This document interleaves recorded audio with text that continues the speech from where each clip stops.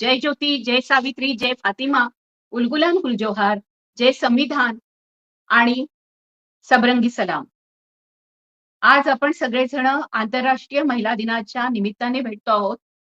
तुम्हाला सर्वांना आंतरराष्ट्रीय महिला दिनाच्या खूप खूप सदिच्छा. म्हणजे स्त्रियांना पण आणि पुरुषांना पण. कारण जोपर्यंत पुरुष हे स्त्रियांच्या स्वातंत्र्याचा विचार करत नाही, तोपर्यंत स्त्रीनी कितीही ठरवलं तरी सुद्धा तिला तिच्या भूमिकांमधून मुक्त होता येणार नाहीये. कारण स्त्रीला माणूस म्हणून न बघता ती आई आहे म्हणजे ती किती ग्रेट आहे आणि माते समान कुणीच नाही म्हणून आई ही मातृदेवता, आई ही देवता असं म्हणायचं. आणि दुसरीकडे सकाळपासून रात्रीपर्यंत आईवरून बहिणीवरून शिव्या द्यायच्या. एवढंच नव्हे तर राजकीय जे मंच आहेत त्याच्यावरून पण ज्यांना कुणाला शिव्या द्यायच्या त्यांना अगदी जरांगे पाटील आई बहिणीवरून शिव्या देतो किंवा कुणी दुसरे बाकीचे म्हणजे ब्रजभूषण सिंग आई बहीण काढतोय. रितू सिंग जर उपोषणाला बसलीये तर तिच्या अवतीभोवती असलेले सगळे गुंड तिला आई बहिणीवरून शिव्या देतात आहे.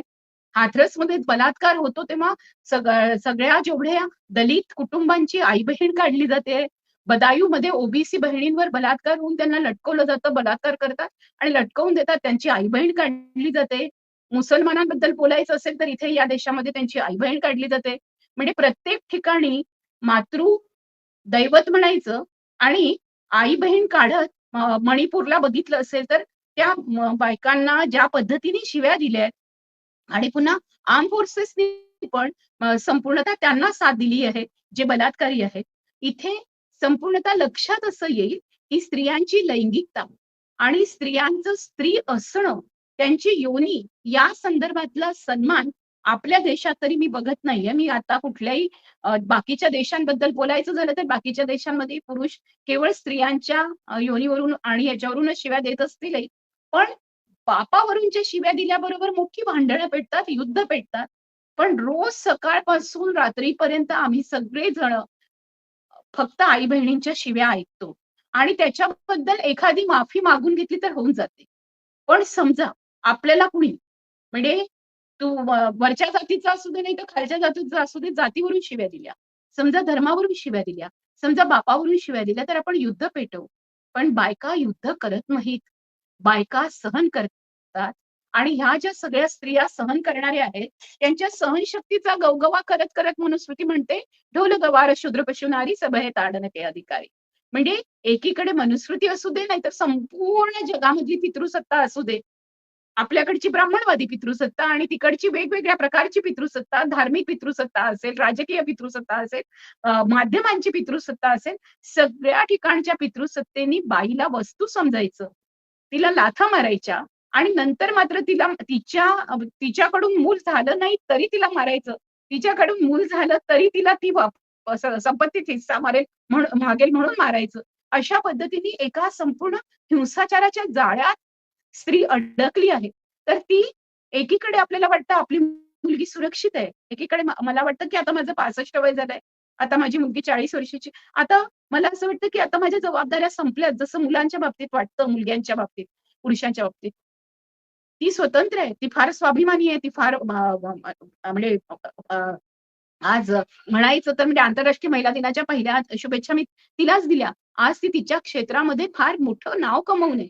पण मला आतून म्हणजे इतकं सगळं होऊनही ती प्रत्येक ठिकाणी कुठेही जात असेल तरी आतून धाकधूक होत राहते. याचं कारण असं आहे की बाकीची व्यवस्था बदललेली नाही. आजूबाजूला म्हणजे वडील असतील त्या वडिलांनाही भीती वाटते की मी माझ्या मुलीला बाहेर सोडू का. पण आज असं झालंय की कुटुंब व्यवस्थेमध्ये सुद्धा स्त्रिया सुरक्षित नाहीयेत. मग या स्त्रिया सुरक्षित कधीच नव्हत्या आणि त्या सुरक्षित होण्यासाठी त्यांनी जी लढाई केली, त्यांनी जे स्वातंत्र्य मागितलं, त्या स्वातंत्र्याची खरंच इतकी किंमत आम्हाला द्यावी लागणार आहे का, याचा विचार करण्यासारखी वेळ आली आहे.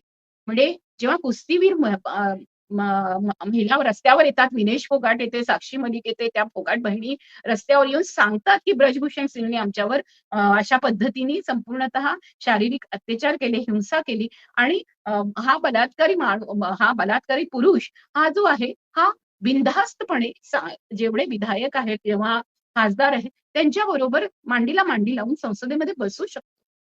ही जी बाहेर मात्र संपूर्णतः आज जे गुन्हेगार आहेत ते सुटलेले आहेत आणि स्त्रियांना जी सुरक्षितता या देशामध्ये वाटत होती, संविधानाने जी सुरक्षितता दिली, आम्हाला जे समान हक्क दिले, त्याच्या संदर्भामध्ये आज आपण जर स्त्रियांचा इतिहास बघितला, तर हा स्त्रियांचा इतिहास काय सांगतो, तर हा स्त्रियांचा इतिहास पण आपल्याला हे सांगतो, की त्या काळामध्ये स्त्रिया आंतरराष्ट्रीय पातळीवर हिंसेच्या विरोधात आणि त्यांच्या कामाच्या ठिकाणी होणाऱ्या भेदभावाच्या विरोधामध्ये लढत राहिल्या.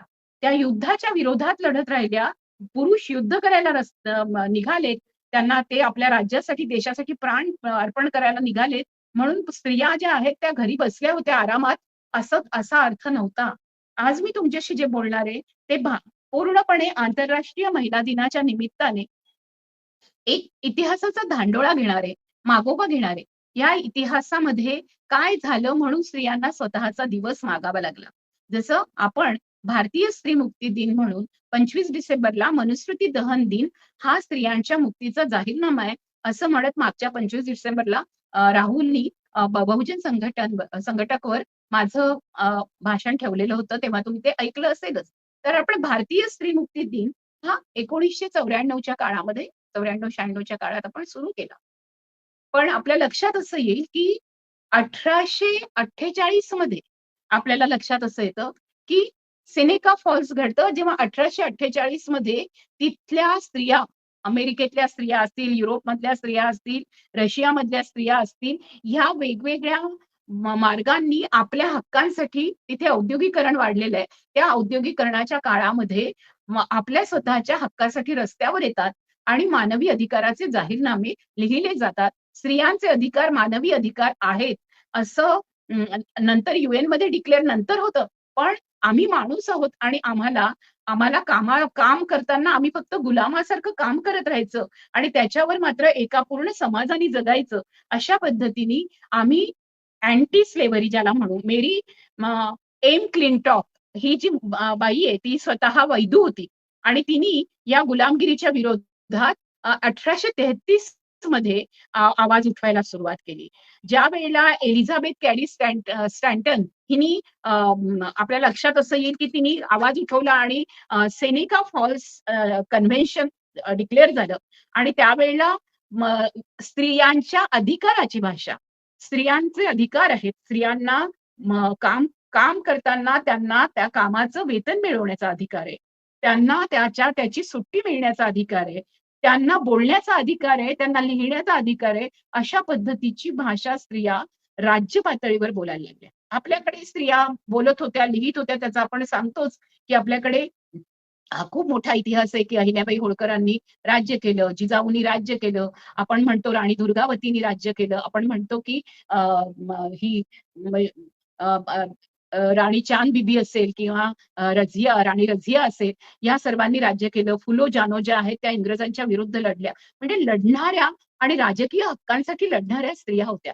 पण या स्त्रियांनी लोकतंत्रामध्ये सर्वांना एकत्र येऊन लोकतांत्रिक म्हणून स्त्रियांच्या अधिकारासाठी मागण्या केल्या.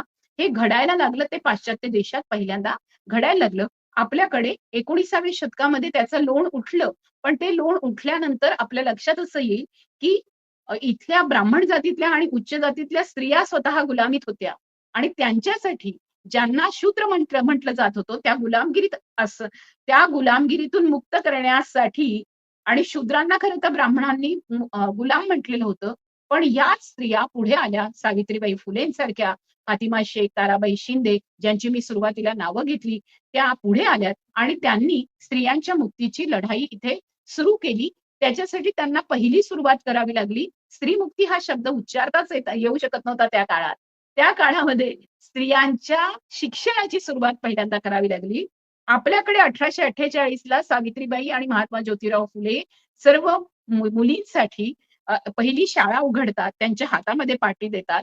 त्यावेळेला आपल्या लक्षात असं येईल की अमेरिकेमध्ये अँटी स्लेव्हरी म्हणजे गुलामगिरीच्या विरोधात सेनेका फॉल्स हे कन्व्हेन्शन होतं 1840 मध्ये आणि त्याची जी आयोजक असते, त्याची आयोजक जी आहे ती आयोजक ही स्वतः कायद्याची प्रोफेसर होती आणि ती कायद्याची प्रोफेसर असताना तुमच्या लक्षात असं येईल की एलिझाबेथ कॅरी स्टॅन्टन असेल किंवा मेरी एम क्लिंटॉक असेल, या असतील किंवा मार्था कॉफिन राईट असतील, ल्युक्रेटिया मॉट असेल, ह्या सगळ्या जणी वेगवेगळ्या क्षेत्रात होत्या. म्हणजे त्यावेळेला एमबीबीएस नावाची डिग्री नसेल, डॉक्टर म्हणून नव्हत्या काही जणी, तर त्या वैदू म्हणून प्रसिद्ध होत्या किंवा वेगवेगळ्या क्षेत्रात त्या काम करत होत्या आणि त्यांनी ही लढाई सुरू केली. यांच्यामध्ये आपल्या लक्षात असं येईल की काळ्या स्त्रियांचा पण मोठ्या प्रमाणावर समावेश होता.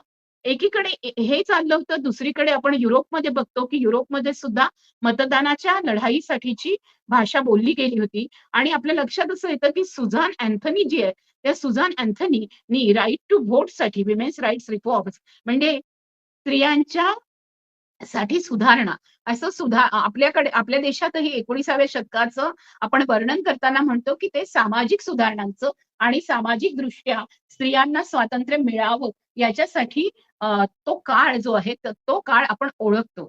पण त्या काळाचे जे प्रणेते आहेत आपल्या देशामध्ये, त्या काळाचे प्रणेते जे आहेत त्याच्यामध्ये पुरुषांचाही आपल्याला उल्लेख करावा लागतो, कारण आपल्या स्त्रियांना पुढे आणण्यासाठी महात्मा ज्योतिराव फुलेंना पुढे यावं लागलं. राजाराम मोहन रॉयना म्हणावं लागलं की सतीप्रथा बंद करा. ईश्वरचंद्र विद्यासागरांना पुढे यावं लागलं. म्हणजे या देशामध्ये पुरुषांना स्त्रियांच्या विषयी बोलावं लागलं. इथे सुद्धा असं झालं की थॉमस पेन बोलले, जॉन स्टुअर्ट मिल बोलले, पण त्यांच्या सोबतीने स्त्रिया बोलत होत्या. मी मागच्या वेळेला तुम्हाला एक उदाहरण दिलं होतं की व्हर्जिनिया वुल्फ लिखाण सुरू व्हायच्या वेळेला ती अमीर उमरावांच्या घरातली होती.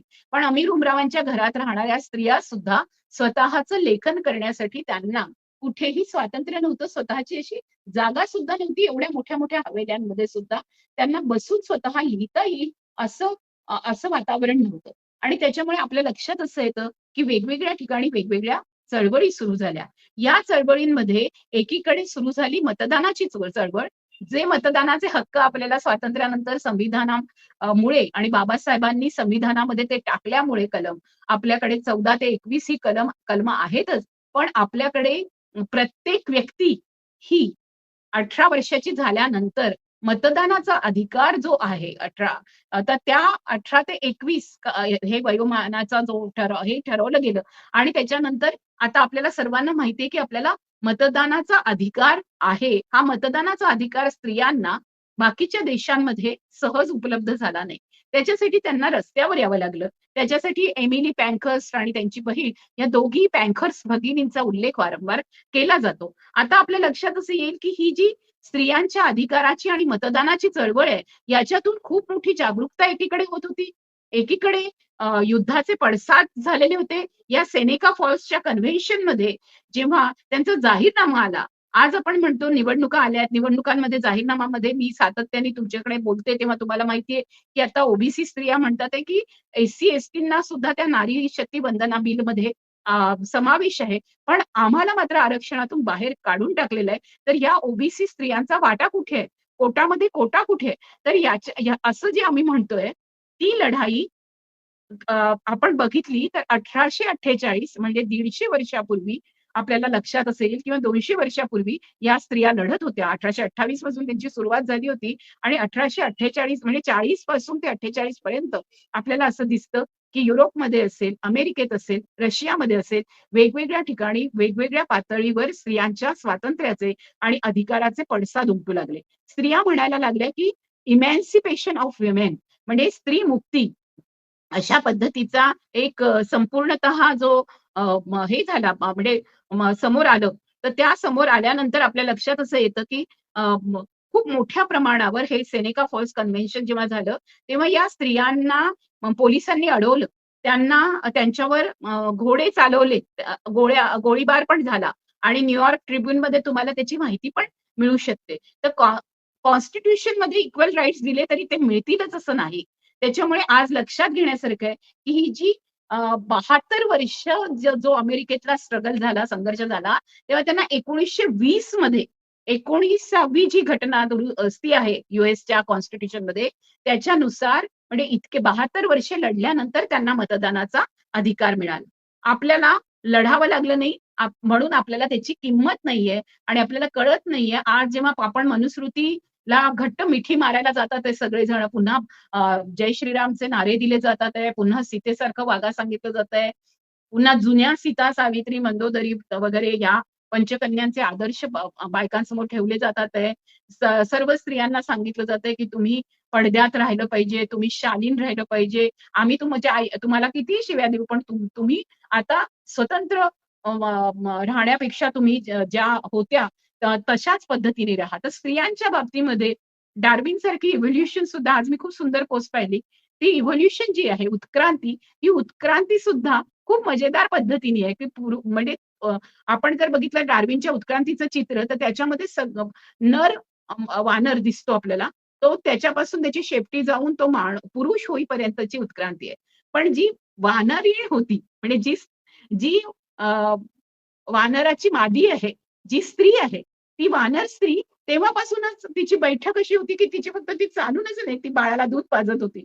नंतर ती बाळाला खाऊ घालत होती, ती त्याच्यासाठी फळं शोधत होती. म्हणजे तिचं जे इव्होल्युशन आहे, ते इव्होल्युशन जर बघितलं तर ते बाळाच्या संगोपनातून तयार होत ती याच्यापेक्षा खूप पुढचा विचार करत होती. म्हणून स्त्रियांनी शेतीचा पण शोध लावला. म्हणून स्त्रियांनी आगीचा शोध लावला. म्हणून स्त्रियांनी आग म्हणजे आगीमध्ये अन्न शिजवण्याचा पण शोध लावला. हे जे सगळे शोध आहेत पहिले, या सर्व शोधांच्या जननी स्त्रिया आहेत. पण या स्त्रियांच्या मुक्तीचा प्रश्न म्हटला, की आपल्या देशातच नव्हे, संपूर्ण जगामध्ये, विश्वामध्ये प्रचंड हालचाल सुरू होते. आपण बघितलंय आपल्या संसदेमध्ये तर आपल्याला लक्षात असं येतं, की स्त्रियांना बोलू दिलं जात नाही आणि विरोधी पक्षातल्या स्त्रियांना तर संपूर्ण बाहेर हाकललं जातं. स्त्रियांचा सन्मान नसलेली भाषा संसदेमध्ये वापरली जाते. तर विचार करण्यासारखी गोष्ट आहे, की माणूस उत्क्रांत झाला, की त्यांनी या संपूर्ण ह्याच्यामध्ये शोषणाचा परिपाक करून पूर्णपणे एका म्हणजे इतका मोठा लिंगभेद आहे, की एका वर्गाला संपूर्णतः कायम गुलाम ठेवणारीच भाषा वापरली. जर विचार करा, स्त्रियांनी अॅट्रॉसिटी ॲक्ट लावायचा ठरवला, तर त्यांना दररोज किती जणांवर, घरच्या लोकांवर पण अॅट्रॉसिटी ॲक्ट लावावा लागेल. तर प्रश्न असा आहे, की सेनेका फॉल्सची जी लढाई झाली, संघर्ष झाला, त्या संघर्षामध्ये आपल्याला लक्षात असं येईल, की ह्या स्त्रियांना 72 वर्ष लढल्यानंतर अमेरिकेमध्ये मतदानाचा अधिकार मिळाला. आता प्रश्न आहे, की हे आंतरराष्ट्रीय स्त्री वर्ष कधी सुरू झालं? याच्या मागचा काय इतिहास आहे? आणि ह्याचा इतिहास जेव्हा आपण बघतो, तो नेमका कशा पद्धतीने आपल्याला दिसतो? तर या व्होट्स फॉर विमेन असं म्हणत जेव्हा ज्या भगिनी रस्त्यावर येत होत्या, त्यांच्याच तर्फे 1909 ला सोशलिस्ट पार्टी स्थापन केली गेली आणि त्यांनी डिक्लेअर केला, कारण त्यावेळेला आपल्या लक्षात असं येईल, की युरोपमध्ये असेल किंवा इव्हन रशियामध्ये जिथे इंडस्ट्रियलायझेशन सुरू झालं, त्या वेगवेगळ्या देशांमध्ये स्त्रिया काम करायला लागल्या. स्त्रिया काम कुठे करत होत्या? तर स्त्रिया ह्या बुटांच्या कारखान्यात काम करत होत्या, या रेडीमेड कपड्यांच्या कारखान्यात काम करत होत्या. जिथे त्यांना रोजीरोटी मिळेल अशा सर्व ठिकाणी जाऊन स्त्रिया तिथलं काम शिकत होत्या. त्या फॅक्टरीमध्ये जाऊन, त्या कारखान्यामध्ये जाऊन काम करत होत्या. मग त्या काम करत होत्या याच्यात नवल काय? त्यांना तर रोजीरोटी मिळतच असेल असं आपल्या डोक्यामध्ये येतं, की गोऱ्यांचे देश म्हणजे तिथे काही असमानता नाही, विषमता नाही. असं नव्हतं.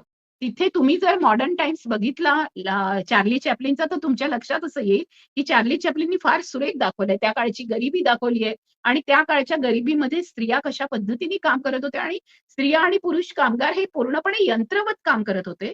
पण 14-14 तास स्त्रिया काम करत होत्या. 14 तास स्त्रिया काम करत असताना बाळाला पाजायचं असेल, कुणी गरोदर असेल, कुणाची पाळी सुरू असेल, कुणी आजारी असेल, तरी त्या स्त्रीला घरी जाण्याची परमिशन नव्हती. त्यांच्यासाठी कुठलीही पाळणाघरं नव्हती. त्यांच्यासाठी कुठल्याही प्रकारच्या कामगारांना असतात अशा सोयी नव्हत्या. अशा वेळेला स्त्रिया जसं मतदानाचा अधिकारासाठी रस्त्यावर आल्या, तेव्हा पहिल्यांदा अमीर उमराव स्त्रियांना मतदानाचा अधिकार मिळाला, पण कॉमन स्त्रियांना अधिकार मिळाला इतकी वर्ष लागली. तसंच झालं, की स्त्रिया जेव्हा कामगार स्त्रिया रस्त्यावर आल्या, तेव्हा त्यांना पोलिसांनी तुडवलं. त्यांना त्यांच्या मोर्चांवर अश्रुधूर, आता आपण बघतो की किसानांच्या मोर्चावर आपल्याकडे अजूनही तीच बर्बरता आहे. म्हणजे त्यांच्याकडे जी अ, अ, अ, 19व्या शतकात होती, ती आपल्याकडे 21व्या शतकात आहे. म्हणजे 2 शतकानंतर सुद्धा आपल्याकडचं जे क्रौर्य आहे आणि ज्या पद्धतीचं सरकार वागतंय ते आपण बघू शकतो. तिथे अमेरिकेतही काही खूप सगळा बदल झाला नाही. आपण वंशभेदाच्या संदर्भामध्ये एका काळ्या माणसाच्या मानेवर बूट ठेवणारा आपण असा गोरा पोलीस अधिकारी पण बघितला, जो क्रूर आणि अतिशय हिंसक होता. तर आपण तिथेही वंशभेदाचे, वर्णभेदाचे सगळे जे चटके खाऊन त्यांनी ज्या पद्धतीचं स्वातंत्र्य मिळवलं आणि इतकी लढाई करून जे स्वातंत्र्य मिळवलं, त्या स्वातंत्र्यानंतर तिकडे सुद्धा अजून वर्णभेद आणि वंशभेद वाढत चाललाय आणि अशा पद्धतीने एक धर्मद्वेष्ट वातावरण तयार झालेलं आहे. आपल्याला माहितीये, की आपण आज पॅलेस्टाईनच्या गाझाला कितीही समर्थन देत असलो, तरी तिथे जे लोकं मरतात आहेत, आपण प्रत्यक्ष तिथे जाऊ शकत नाहीये. आपण तिथे त्यांना प्रत्यक्ष सपोर्ट देत नाहीये. पण आज सगळ्या ह्या ज्या क्रांतिकारक वगैरे देश म्हटले जातात आहे, जिथे संपूर्णतः मानवमुक्तीच्या लढाया झाल्या म्हणतोय, जिथे फ्रेंच राज्यक्रांतीने जी मूल्य आणलीत, असं आपण म्हणतोय, त्या देशांमध्ये पुन्हा एकदा ही पुनरुज्जीवनवादी लाट आलेली आहे. धर्मांधतेची लाट आली आहे, ही फासिस्ट लाट आलेली आहे आणि या फॅसिझमच्या विरोधात कॅपिटलिझमच्या म्हणजे भांडवलशाहीच्या विरोधात जी भांडवलशाही आता साम्राज्यवादाकडे वळली आहे आणि या साम्राज्यवादामध्ये कंपन्या फक्त भारतासारख्या देशांवर राज्य करत नाहीये, तर या कंपन्या आता जागतिक लेवलवर एकमेकांशी हात मिळवणी करतात आहेत. जिथे आपण अंबानीच्या घरातलं लग्न बघितलं, तिथे अगदी सर्व मोठे मोठे उद्योगपती आणि श्रीमंत जगातले यावत श्रीमंत लोकांना तिथे निमंत्रण आहे. म्हणजे या देशामध्ये राजाची राजवट संपली. या देशामध्ये लोकांचं प्रजातंत्र, गणतंत्र म्हणत आपण हे सगळं राज्य रयतेच्या राज्यापासून ते आता हे अगदी लोकांचं राज्य आहे असं म्हणत होतो. इथे आता माफियांचं, गुंडांचं राज्य आलेलं आहे आणि त्या काळामध्ये जेव्हा अशा पद्धतीचं राज्य होतं, तेव्हा या लढणाऱ्या ज्या स्त्रिया आहेत, त्यांचा आज मी तुम्हाला दैदिप्यमान इतिहास सांगते. आपल्या देशातल्या स्त्रियांचा सांगते. या पार्श्वभूमीवर हे लक्षात घ्या, की आपल्याकडे पुन्हा ही परिस्थिती आली आहे. म्हणून ज्या स्त्रिया तेव्हा इतकी पाशवी परिस्थिती होती तरी लढल्या, त्यांच्या प्रेरणेतून आपल्याला शिकायला हवं, त्यांची प्रेरणा घ्यायला पाहिजे. 1909 मध्ये सोशलिस्ट पार्टी अमेरिकेची जी डिक्लेरेशन झालं, स्थापना झाली, त्याला जाहीर केलं गेलं. त्यांनी असं म्हटलं, की स्त्रियांचा एक दिवस असावा. म्हणजे अशा पद्धतीची चर्चा सुरू होती. दुसरीकडे आपल्या लक्षात असं येतं, की रशियामध्ये ही चर्चा सुरू होती. युरोपमध्ये ही चर्चा सुरू होती आणि अमेरिकेमध्ये जेव्हा आणि युरोपमध्ये, इंग्लंडमध्ये सुद्धा ज्या वेळेला स्त्री कामगारांनी आपल्या हक्कासाठी लढाया सुरू केल्या, त्यावेळेला जेव्हा त्या रस्त्यावर उतरल्या, कोपनहेगनमध्ये जेव्हा त्या रस्त्यावर उतरल्या, त्यावेळेला त्यांना बुटांनी तुडवलं गेलं. पण त्यांनी सांगितलं, की आमची मागणी आहे, की आमचे 14 तास जे आहेत, ते तुम्ही कमी करा आणि तुम्ही 8 तास आमचे कामाचे करा. प्रत्येक ठिकाणी ही मागणी उचलली गेली. मग ती युरोपमध्ये औद्योगिक कामगारांनी उचलली असेल. एक खूप चांगला चित्रपट मी Netflixवर पाहिला होता. त्या टेलिफोन इंडस्ट्रीमध्ये काम करणाऱ्या स्त्रिया आहेत आणि त्या स्त्रिया सर्वजणी त्या वेगवेगळ्या पाळीमध्ये त्या येत जातात आणि त्यांना अदला-बदली करायची त्या पाळीची, त्याही वेळेला फोन रिकामे राहता कामा नये. अशा वेळेला ती पूर्ण इंडस्ट्री स्त्रियांवर चालत असते. पण स्त्रियांना पूर्ण पगार मिळत नाही. त्यांचा पगार कापला जातो. त्यांनी कुठल्याही छोट्याशा कारणाने त्यांची सुट्टी घेतली तर त्यांना म्हणजे बाळंतपणाची त्यांना सुट्टी मिळत नव्हती. त्यांना कुठलेही आरोग्याचे पण अधिकार नव्हते. अशा स्त्रियांनी बंड केल्याचा एक खूप सुंदर सिनेमा, इंग्लिश सिनेमा Netflixवर मी पाहिला होता.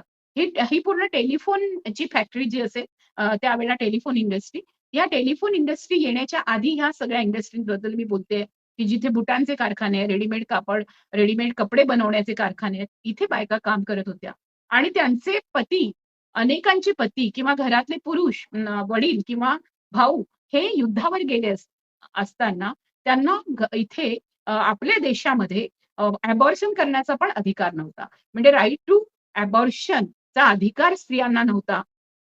त्यांना म्हणजे तिथे येणारे दुसऱ्या देशातल्या सैनिकांना ठेवून घेतलं जायचं किंवा युद्धातून परत आलेले सैनिक असतील किंवा तिथे युद्धासाठी जाणारे सैनिक असतील, अशा वेळेला स्त्रियांच्या वेगवेगळ्या सेवा घेतल्या जायच्या. म्हणजे फ्लॉरेन्स नायटिंगेलचं उदाहरण आपल्याला दिलं जातं, पण अशा असंख्य स्त्रिया ह्या त्यांच्या जखमा पुसायला असायच्या, त्यांचं पूर्ण हॉस्पिटलची म्हणजे ती देखरेख करायला असायच्या आणि याच्याशिवाय या स्त्रियांना लैंगिकदृष्ट्या सुद्धा जबरदस्तीने त्या युद्धातल्या सैनिकांसोबत झोपावं लागायचं आणि याच्यातून जी होणारी संतती असायची, ती संतती आपला नवरा जेव्हा परत येईल, आपल्या घरातले पुरुष परत येतील, तेव्हा ते आपल्याला काय म्हणतील? या भीतीपोटी स्त्रिया गर्भपात करू बघायच्या. पण धार्मिक चर्च आणि पोप यांचं जे हे होतं, त्यांनी आतापर्यंतही आहे. त्यांनी पूर्णपणे राईट टू अबॉर्शन नाकारला. त्याच्यामुळे अशा अनौरस संतती पण खूप सारी त्या सगळ्या काळात जन्माला येऊन आणि एकीकडे भूक, उपासमार, खूप मोठी गरिबी, दुष्काळ पडलेला, कोणाला साधा पाव मिळत नव्हता, कोणाला बटाटा खायला मिळत नव्हता. बरं आपल्यासारख्या तिथे भाज्या उगत नाहीत, थंडीच्या दिवसात तर नाहीच नाही. अशा सगळ्या काळामध्ये लोकांचं जिणं मुश्किल होत होतं. तेव्हा एकच त्यांच्याजवळ पर्याय होता, तो म्हणजे कामगार बनायचं, जिथे कुठे काम मिळेल ते करायचं, ती रोजीरोटी म्हणजे ती रोजी मिळवायची आणि त्याच्यातून जे काही मिळेल त्याच्यासाठी रांगा लावायच्या. रेशन नावाची जी संकल्पना आहे ना, ती इथून आली, की रांग लावायची अन्नासाठी आणि मग रांग लावून ते त्याच्यावर तुमचं कार्ड असेल, त्या कार्डावर तुम्हाला मिळालेलं आहे की नाही. जर तुम्हाला 1 पाव मिळालाय आणि तुमच्या घरामध्ये 2 मुलं आणि तुम्ही जास्तीचंही मागायला गेलात, तरी त्या कार्डवर जर लिहिलं असेल की तुम्ही एकटेच आणि 2 मुलं, ती 2 मुलं नंतर झालेली असली, तरी सुद्धा त्यांच्याबद्दल भेदभाव केला जायचा आणि त्या 2 मुलांना त्या कार्डवर त्यांचं नाव नसल्यामुळे आई आणि वडिलांच्या पावामध्येच त्यांचा हिस्सा असायचा. इतक्या भयंकर आणि अशा पद्धतीच्या ओढाताणीच्या परिस्थितीमध्ये स्त्रिया जगत होत्या. या सर्व स्त्रियांची मुक्ती म्हणजे एकीकडे अशा आर्थिक गरिबीपासून मुक्ती, दुसरीकडे या स्त्री कामगारांचा 14 तासांचा संघर्ष संपवून 8 तासावर पूर्ण दिवस व्हावा. तिथे पाळणाघर व्हावे. बाईला बाळंतपणाची रजा मिळावी. एवढंच नव्हे तर तिची जर तब्येत ठीक नसेल तर तिला जेव्हा रजा मिळेल तेव्हा तिच्या पगाराची कपात केली जाऊ नये. अशा प्रकारच्या मागण्या घेऊन स्त्रिया रस्त्यावर आल्या आणि खूप मोठ्या प्रमाणावर स्त्रियांनी आपला आवाज उठवला आणि अशा पद्धतीने स्त्रियांच्या हक्काची म्हणून हक्काची चळवळ सुरू झाली.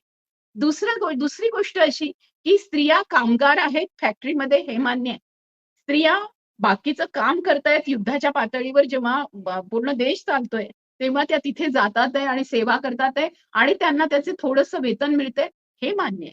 पण घरातले कामही त्याच वेळेला करणं, पूर्ण घर घर स्वतःकडे सांभाळणं आणि त्याच वेळेला पुनरुत्पादनाचा अधिकार मागायचा नाही, पण मुलं होऊ देत राहणं, या सर्व गोष्टींच्या संदर्भात स्त्रिया विचार करायला लागल्या, की आपण एक मशीन आहोत का?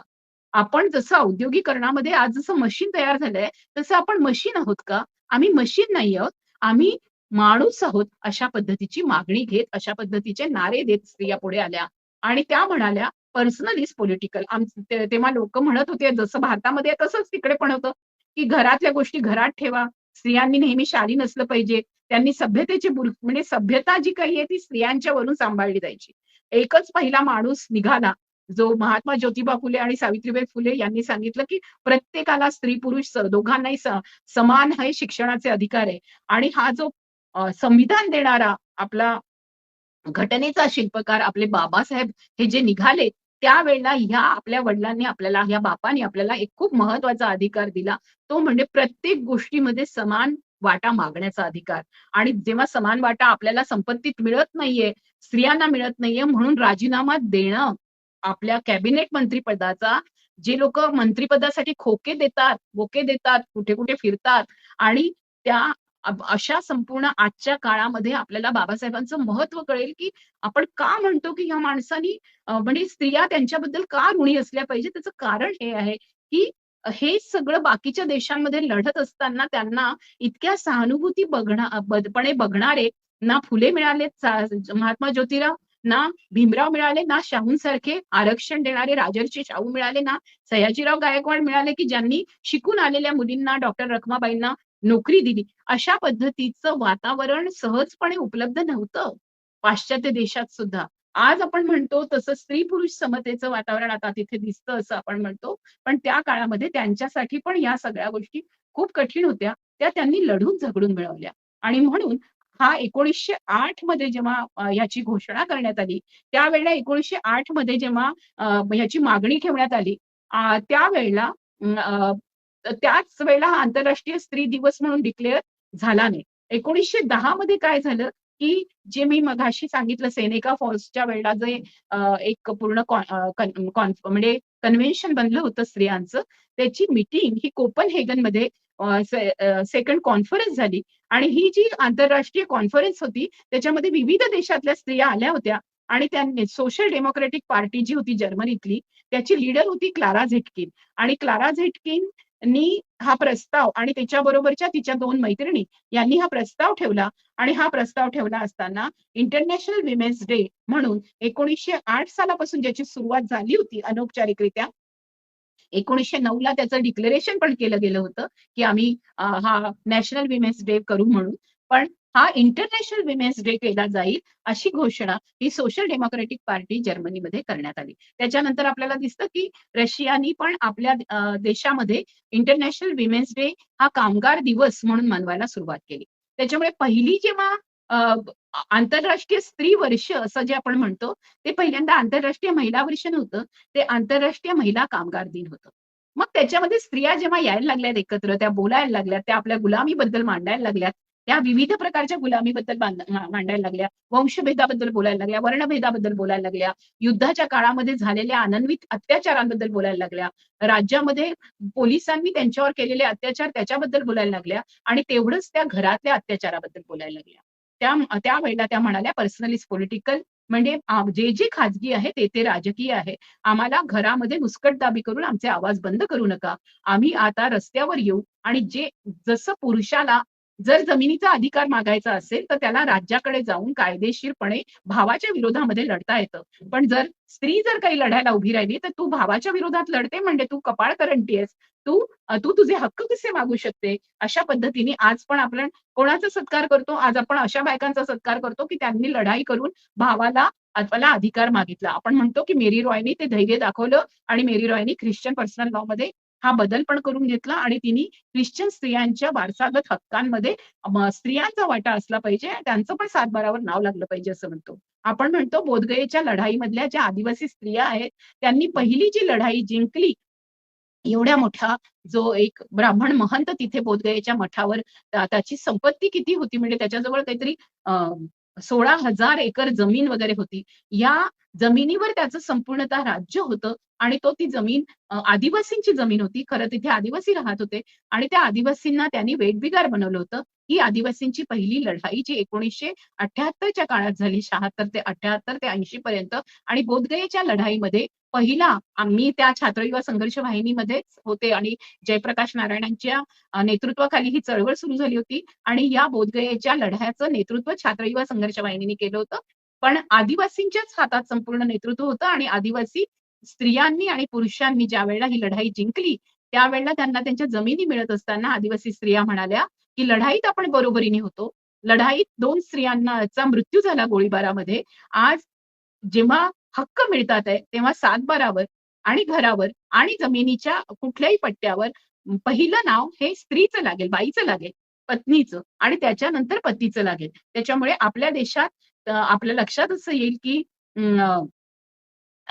3 लढे खूप महत्वाचे झाले जमिनीचे.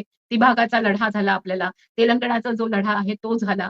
पण बोधगयेचा लढा याच्याकरता मानला जातो की तिथे स्त्रियांनी बरोबरीने आपले अधिकार मागितले आणि संविधानाच्या आधारावर त्यांना त्यांचं नाव नवऱ्याबरोबर पत्नीचं नाव, बायकोचं नाव चढलं आणि अशा प्रकारे ही लढाई जिंकली. अशा प्रकारच्या लढाया 19व्या शतकात 1848 पासून ते 1920 पर्यंत युरोपमध्ये सुद्धा स्त्रिया लढत होत्या आणि त्यांना त्यांचे अधिकार मिळवण्यासाठी रस्त्यावर यावं लागलं. म्हणून ह्या सगळ्या वेगवेगळ्या क्षेत्रामध्ये काम करणाऱ्या कामगार स्त्रिया संघटित होऊ लागल्या होत्या. त्यांचं नेतृत्व यायला लागलं होतं. म्हणजे जसं रोझा लक्झमबर्गचं नाव आपण ऐकतो. आपण ऐकतो की अलेक्झांद्रा कोलंताईचं नाव आपण ऐकतो. त्या काळामध्ये असणाऱ्या दैदिप्यमान अशा संपूर्ण स्त्रिया ज्या आहेत किंवा 19व्या शतकामध्ये शोर्जुनर ट्रूथचं नाव आपण ऐकतो. मग आपण ऐकतो की ह्या अशा स्त्रिया की ज्यांनी संपूर्णतः आपले रूट्स काय आहेत, आपली मुळं काय आहेत हे शोधत वेगवेगळ्या लढाया केल्या. वंशभेदाबद्दल आणि वर्णभेदाबद्दल लढताना झोरा हडसन समोर येते. मग एलिस वॉकर आपल्या समोर येते आणि पुन्हा माय मदर्स गार्डन म्हणत जेव्हा ते पुस्तक लिहिलं जातं, त्यावेळेला आपल्या आईचा इतिहास काय आहे हा मांडला जातो. याच लढाईतून या संपूर्णतः आंतरराष्ट्रीय महिला कामगार दिन सगळीकडे जेव्हा साजरा होऊ लागला संपूर्ण जगामध्ये, तेव्हा सर्व जगातल्या स्त्रिया एकत्र येऊन वैश्विक पातळीवर परिषदा होऊ लागल्या, एकमेकांच्या विचारांची देवाणघेवाण होऊ लागली. त्याच्यामुळे स्त्रीवाद हा फक्त पाश्चात्य देशातून आलाय आणि मग भारतात आला आणि 1975 ला आंतरराष्ट्रीय स्त्री वर्षाची घोषणा झाली आणि त्याच्यानंतर 8 मार्च हा भारतामध्ये रितसरपणे 1975 ला जरी साजरा केला जाऊ लागला असेल, तरी सुद्धा हे स्वातंत्र्याचं वारं आलेलं होतं आणि हे स्वातंत्र्याचं वारं हे 19व्या शतकामध्ये शिक्षणामुळे तर आलंच होतं आणि त्याच्यातून स्त्री ही स्वतंत्र आहे आणि स्त्री ही एक माणूस आहे असं बघण्याचा जो दृष्टिकोन दिला गेला, त्या दृष्टिकोनाला घेऊन जे ह्युमन राईट्सच्या आधारावर UN कन्व्हेन्शन बांधलं गेलं ते 1948 मध्ये बांधलं जात आहे. पण आपल्याकडे 1848 ला महात्मा ज्योतिबा फुले आणि सावित्रीबाई फुले यांच्या साहित्यामध्ये आपल्याला मानवाधिकार हा शब्द सापडतो. आपल्याला त्या मानवाधिकाराची भलावण करत राजर्षी शाहू आपल्याला आरक्षण देतात हे आपल्याला सापडतं. एकीकडे संपूर्णतः प्रत्येक देशामध्ये विरोध करणारे जे गट आहेत, ते विरोध करणारे गट रॅडिकल म्हटले गेले. त्यांना जहाल गट म्हटलं गेलं आणि जे स्त्रियांच्या बाबतीत, पुरुषांच्या बाबतीत आणि संपूर्ण पारिवारिक कायद्यांच्या बाबतीत काम करत होते, त्यांना मवाळ गट म्हटलं गेलं आणि त्यांना सुधारणावादी म्हटलं गेलं. पण आपल्या देशामध्ये ती सुधारणा नव्हती, तर आपल्या देशामध्ये ती सामाजिक क्रांतीच होती.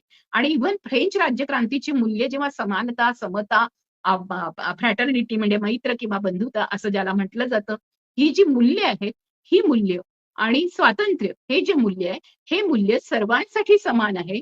हे जेव्हा म्हटलं गेलं, तेव्हा स्त्रियांनी प्रश्न विचारायला सुरुवात केली. त्यावेळेला स्त्रिया खूप शिकायलाही लागल्या होत्या, वेगवेगळ्या क्षेत्रात पुढे आलेल्या होत्या. त्या वकील होत्या, त्या डॉक्टर होत्या, त्या म्हणजे तेथे जाती व्यवस्था नसल्यामुळे त्या विविध प्रकारचं काम त्या का त्या ट्रक चालवत होत्या, त्या ट्रॅक्टर चालवत होत्या, त्या विविध क्षेत्रामध्ये आपला ठसा उमटवत होत्या. त्या अशा सर्व ज्या स्त्रिया आहेत, या स्त्रियांनी पूर्ण वैश्विक पातळीवर एक मोठा इतिहास लिहिला आणि तो इतिहास आहे आंतरराष्ट्रीय पातळीवर स्त्रियांचा इतिहास. त्या स्त्रियांच्या वैश्विक इतिहासामध्ये मी जे सांगितलं तिथे संघटित कामगारांच्या लढाया सुरू झाल्या. पण असंघटित कामगारांचं काय? युद्धानंतर ज्यांना फेकून दिलं जातं आणि त्यावेळेला त्या स्त्रियांना कोणी विचारत नाही आणि त्या रेफ्युजी राहतात. त्या निर्वासित स्त्रियांचं, त्या पुरुषांचं आणि त्यांच्या मुलांचं काय? नंतर युद्ध संपल्यानंतर ज्या वेदना आणि दारुण दुःखाला आणि गरिबीला समोर जावं लागतं, तेव्हा त्यांना मिळणाऱ्या रोजी-रोटी, पाणी असे सगळे जे मूलभूत हक्क आहेत, ते मूलभूत हक्क त्यांना का मिळत नाही? आणि त्यांच्या शिक्षणाचं काय? आणि त्याच्यामुळे त्यांच्या शाळा, महाविद्यालय, विद्यालय उघडणं आणि महाविद्यालयातून त्यांच्यासाठी उच्च शिक्षा ठेवणं याच्यामध्ये त्या खूप पूर्वीच म्हणजे आपण बघितलं तर युनोची स्थापना झाल्यानंतरच तिथे स्त्रियांच्या अध्ययनाचा विषय हा पूर्वीपासून आला. आपल्याकडे मी सांगते एक मला इंजिनिअरचे ज्यांनी इंजिनिअरिंग कॉलेज काढलेले आहे पंढरपूरच्या जवळ वगैरे, असे एक सर मला दरवेळेला एका कार्यक्रमात भेटतात. त्यांना मी इतकेदा सांगितलं, की तुम्ही विमेन्स स्टडीज सारखी शाखा काढून तुमच्याकडे 4,000 मुली शिकून नेहमी दरवर्षी निघतात आणि जातात असं तुम्ही सांगता.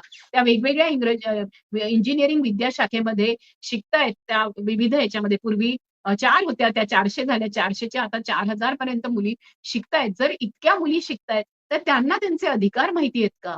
त्यांना स्त्रियांच्या संदर्भामध्ये जे काही बदल झालेत आणि त्यांना जर समजा त्या एस-सी, एस-टी, ओबीसी असतील, त्या मुस्लिम असतील, त्या वंचित समूहातल्या असतील, त्या दिव्यांग असतील, तर त्यांना त्याचे अधिकार माहिती आहेत का?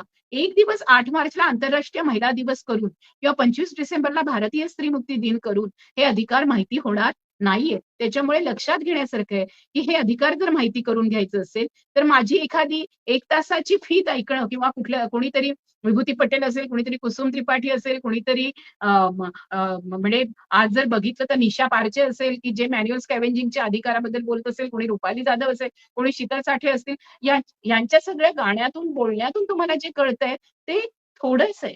हे समजून घ्यायचं असेल, तर तुम्हाला स्त्रियांच्या इतिहासाचा अभ्यास करावा लागेल.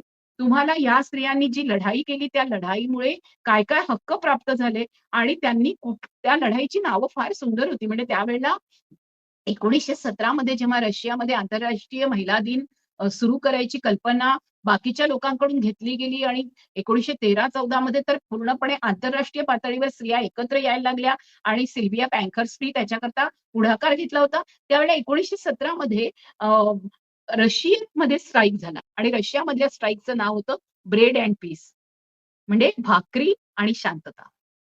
म्हणजे युद्ध नकोय, पण आम्हाला भाकरी हवी आहे. युद्ध नकोय, आम्हाला शांतता हवी आहे. आज आपली वाटचाल मी जेव्हा 2004 ला विश्व सामाजिक मंचाचा याच्यामध्ये जेव्हा ते नाटक लिहिलं होतं, की बुद्ध अभी भी हस रहे त्यावेळेला पहिली घोषणा दिली होती, युद्ध नाही बुद्ध चाहिए.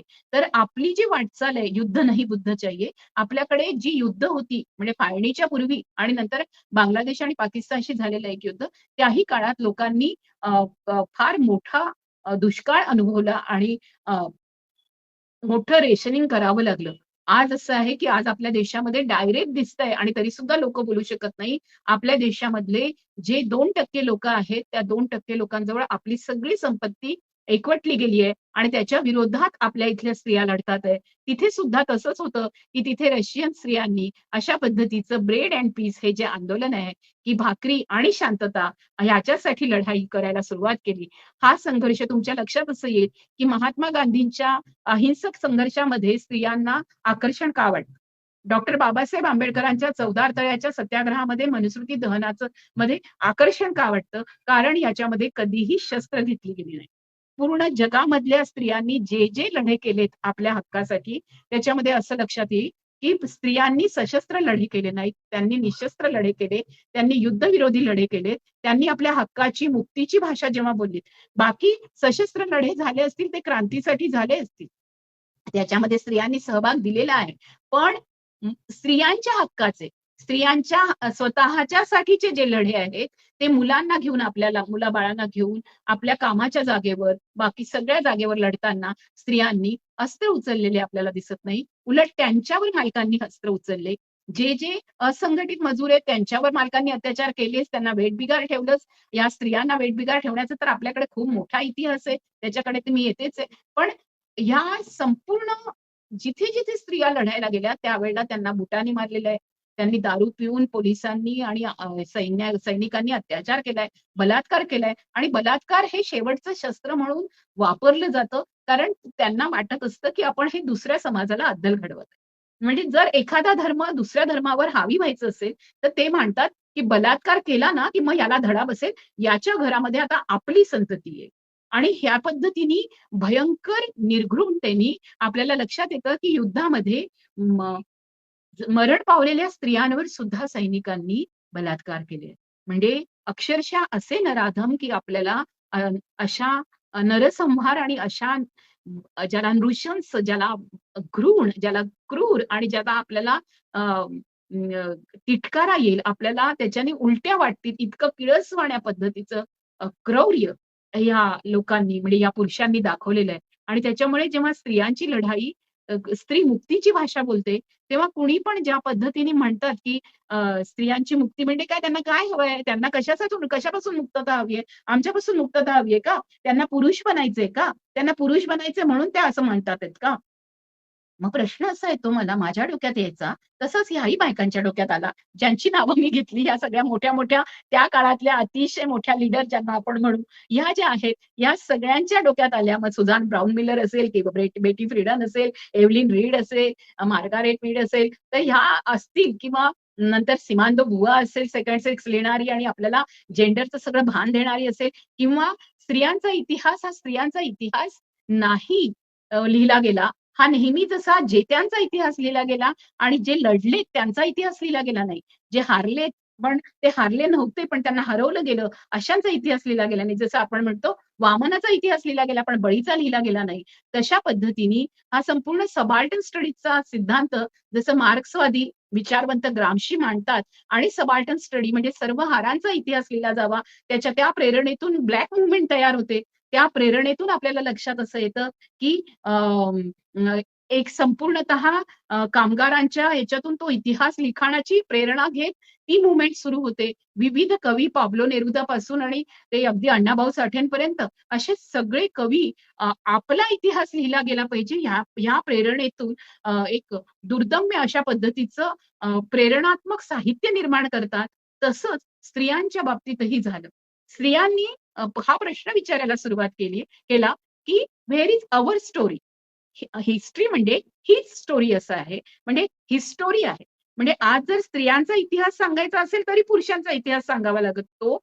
पण मुळामध्ये स्त्रियांचा जो इतिहास आहे आणि स्त्रियांची जी पावलं पडली, मग ती अगदी पूर्ण देशभरामध्येच नव्हे, पूर्ण जगभरामध्ये, विश्वामध्ये जिथे-जिथे बॉर्डर्स आहेत, जिथे सरहद्दी आहेत, तिथे त्या सरहद्दीवर बायका लढल्यात. त्यांना क ब ब जर्मनीमध्ये ज्यूंवर झालेले अनन्वित अत्याचार बघवले गेले नाहीत. त्यावेळेला बर्लिनची ती भिंत पाडण्यासाठी स्त्रिया पुढे आल्या. आज पॅलेस्टाईनच्या वर जे अत्याचार होतात आहेत आणि त्या सगळ्या स्त्रियांना, मुलांना मारलं जातंय, त्यांच्या बापांना मारलं जातंय आणि अनन्वित अत्याचार केलं जातंय, तेव्हा संपूर्ण जगभरातून स्त्रियांचे आणि जे कोणी मानवी हृदयाचे सगळे आहेत, म्हणजे मग ते ट्रान्सजेंडर असतील नाहीतर पुरुष असतील, ते सगळेजण लिहितात आहे. आपलं हृदय कळवळतंय.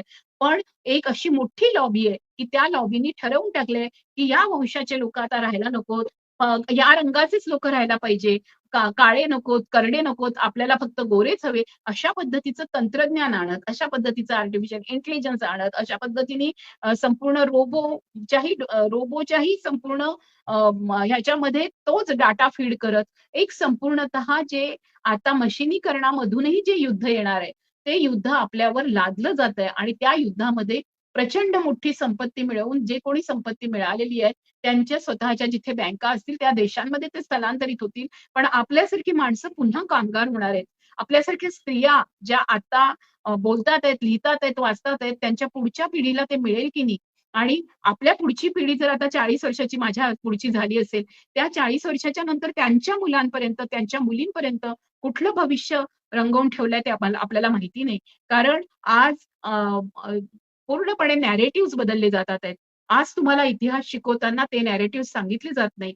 गर्डा लर्नर म्हणते, की तिचा इतिहास लिहिला गेला नाही. Where is her story? आणि तिचा इतिहास नाहीये.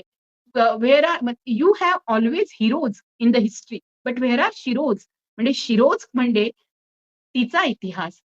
ती ती नायिका, त्या नायिका आपल्या देशामध्ये सगळेच जण अगदी मी आता ओबीसी समूहाबरोबर जास्त काम करते, तेही बोलताना प्रत्येक वेळेला आपले महापुरुष, स्त्रिया सुद्धा म्हणतात आपल्या महापुरुषांचा इतिहास.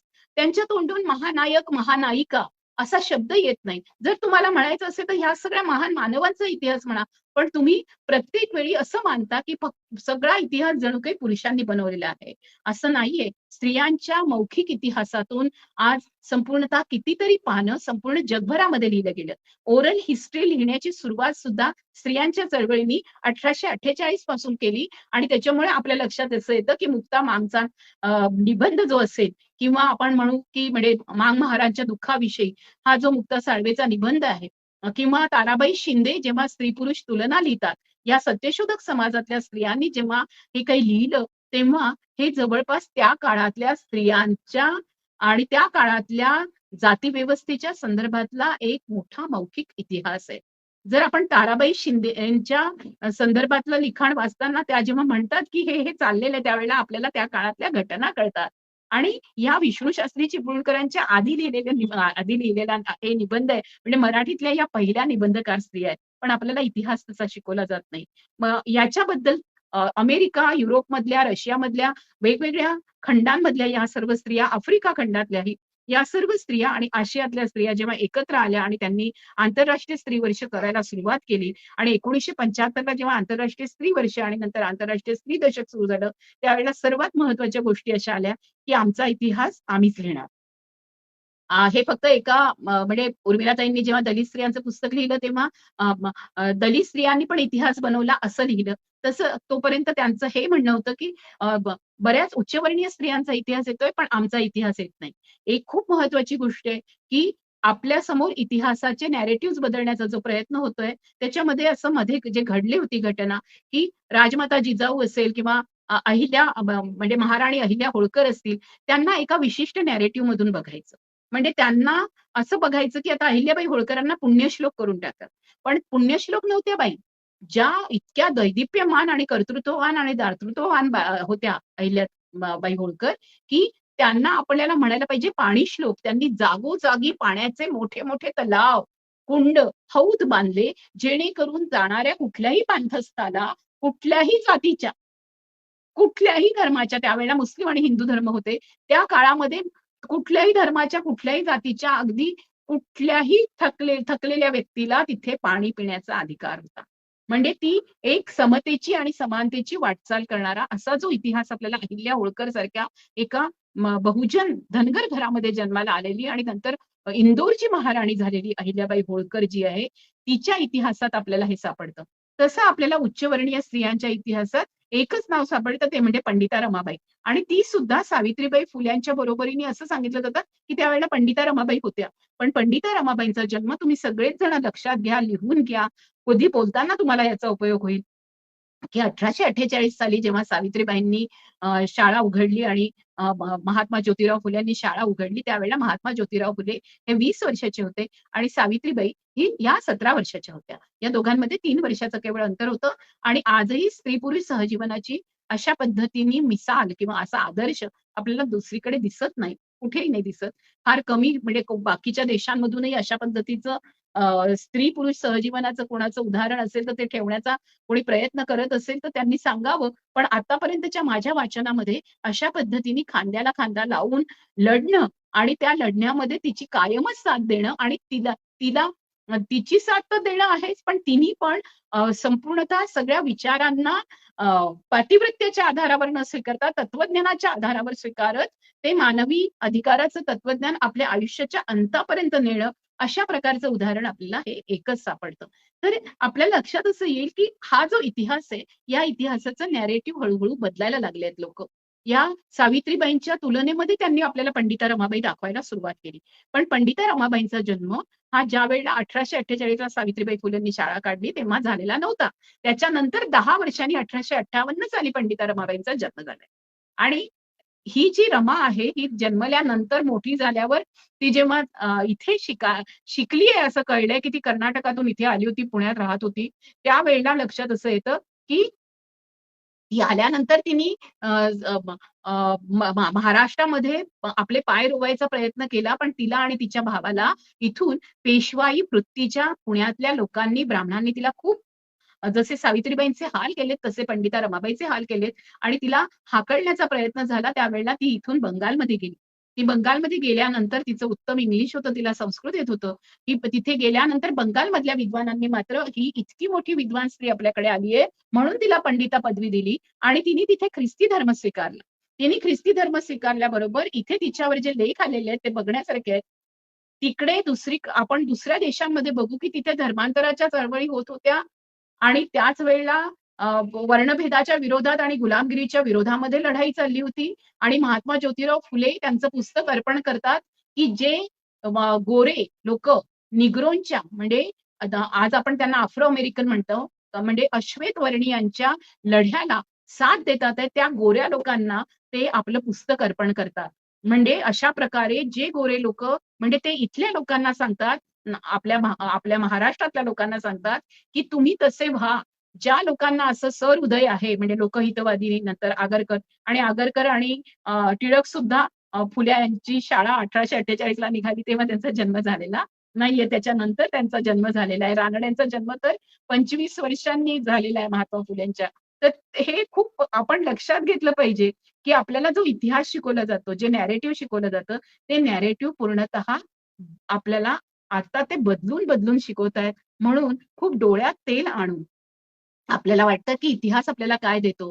तर आपण डोळ्यात तेल आणून बघितलं पाहिजे. तथागत गौतम बुद्धाच्या मध्ये म्हणजे 3500 वर्षापूर्वी आपण म्हणतो 2500 वर्षापूर्वी जो काळ होता, हा 2500 वर्षापूर्वीचा काळ आणि ज्या काळामध्ये तथागताचा जन्म आणि तथागतांनी स्वतःला जे तत्वज्ञान त्यांनी शोधलं, त्याचा प्रचार करत त्यांनी संपूर्णतः कुठलेही यज्ञ-कर्म आणि अशा पद्धतीचे कर्मकांड नाकारत एक पूर्ण अनित्य आहे सगळं आणि ते अनित्य होऊन ते बदलत राहतं. ते बदलत राहतं आणि त्याच्यामध्ये आपल्याला पुन्हा बदलत राहून त्याच्यामध्ये निर्मिती होताना दिसते आणि म्हणून त्या पद्धतीने सगळ्या दुःखाकडे बघत असताना हे थोड्या वेळाने नष्ट होणार आहे आणि नवीन पुन्हा त्याच्यातून आपल्याला नवीन जीवन मिळणार आहे. अशा पद्धतीने एक संपूर्ण अ, अ, निसर्गाकडे, प्रकृतीकडे आणि स्वतःच्या जगण्याकडे माणसाला बघायला शिकवलं आणि दुःखातून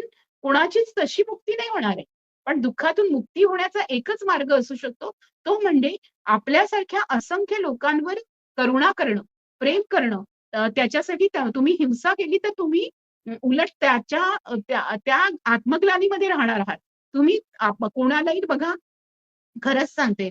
लहानपणी कधीतरी माझ्या लेकीला मी झापड मारली आहे ना, त्याचं दुःख आता पण मला होतं. म्हणजे तुम्हाला दुःखातून मुक्ती नाही मिळत. तुम्ही हिंसा केली तर दुःखातून मुक्ती मिळत नाही.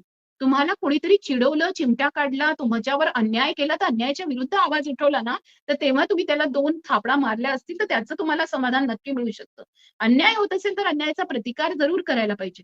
पण जिथे आपल्याकडून अन्याय झाला असेल आणि अन्याय करत असू, हिंसा करत असू, तर ते आपल्या लक्षात घेतलं पाहिजे, की ती आपली लढाई नाही. ते आपल्याला मनामध्ये हर्ट करत राहतं आणि म्हणून लक्षात घेण्यासारखी गोष्ट आहे, की जेव्हा स्त्रियांच्या लढ्याची सुरुवात झाली, तेव्हा ह्या सर्व स्त्रियांचे लढे हे निशस्त्र होते. आपल्या अधिकारासाठी होते. ह्या ज्या मागण्या केल्या त्या संघटित स्त्रियांनी जशा केल्या, तशा असंघटित स्त्रियांनी केल्या. त्याच्यामुळे आपल्या लक्षात येतं, की यूएनमध्ये कन्व्हेन्शन्स बनले. म्हणजे संयुक्त राष्ट्रसंघाने सगळ्या देशांमध्ये एक प्रकारचं कन्व्हेन्शन पाठवलं आणि त्या कन्व्हेन्शनच्या आधारावर जे वेगवेगळे स्त्रियांच्या अधिकाराचे कन्व्हेन्शन बनले, त्याच्यामध्ये सिडॉ जो आहे तो एलिमिनेशन ऑफ हे जे डिस्क्रिमिनेशन अगेन्स्ट विमेन जे आहे, हे सगळीकडचा स्त्रियांवरचा भेदभाव नष्ट व्हावा म्हणून पितृसत्तेला आव्हान करत, जातीसत्तेला आव्हान करत, वंशसत्तेला, वर्गसत्तेला, वर्णसत्तेला, लिंगभाव सत्तेला आव्हान करत, स्त्रियांच्या प्रत्येक अधिकाराबद्दल, मग ते आरोग्याचा अधिकार असेल, त्यांचा जन्म घेण्याचा म्हणजे सेक्स सिलेक्टिव्ह अबॉर्शन्स आता आपल्या देशामध्ये तर खूप मोठ्या प्रमाणावर आहे आणि म्हणून पीसीपीएनडीटी हा कायदा आणावा लागला आणि तो कायदा माझ्या घरामध्ये तयार झाला आहे. मी अनेकदा तुम्हाला सांगितलंय, बहुतेक माझ्या वेगवेगळ्या चॅनलवरून पण सांगितलंय. गर्भलिंग निदान आणि गर्भलिंग निवड विरोधी कायदा हा 1989 मध्ये महाराष्ट्रात आला आणि त्याच्यानंतर 1994 मध्ये पूर्णपणे केंद्रात आला.